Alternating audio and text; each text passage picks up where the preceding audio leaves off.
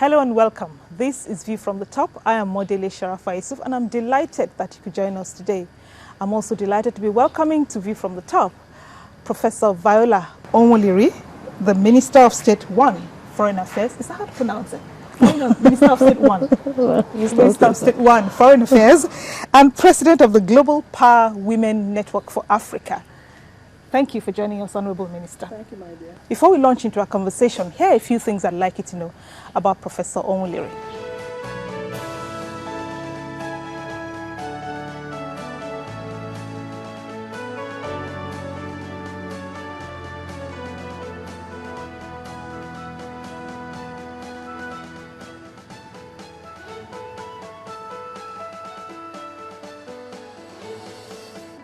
Honorable Minister, the Global Partnership of Women Elected and Appointed Representatives seek to advance gender equality and women's empowerment.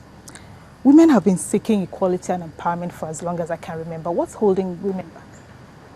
Well, a whole lot of factors ranging from societal, social, political, economic, attitudinal, the dimension cultural.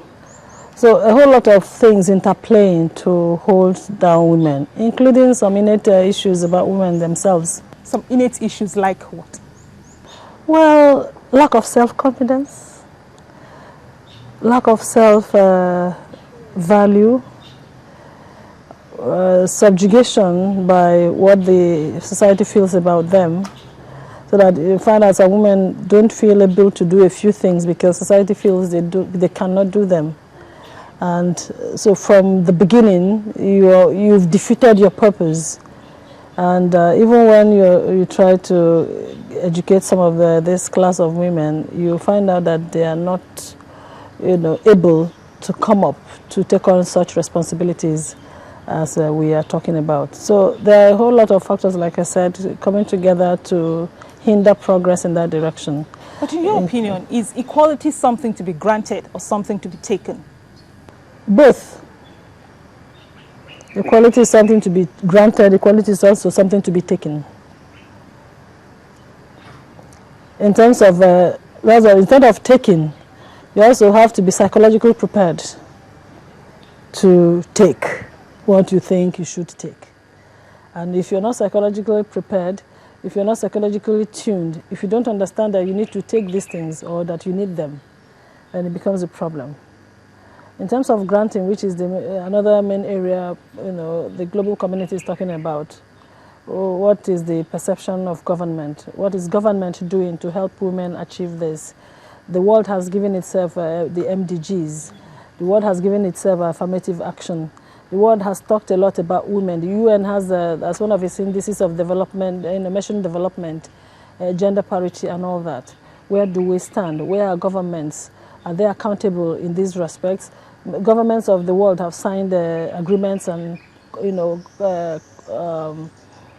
declarations and all that around gender and gender issues. Are we living up to expectation? Are we accountable?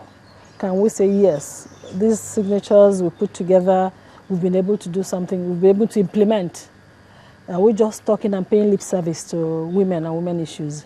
And if we really, as a people, as a global community, as a nation, as African people, want to do well, I mean, the easiest thing for us to do is to take the two sides along. So we'll be working over 100, and chances that you may make an A of 70 if you cannot make an A of 80 or 85 or 90. How do you rate Nigeria? Yes, in terms of appointive positions, especially at the center, Nigeria has done very well. I mean, Mr. President has been applauded by the global community.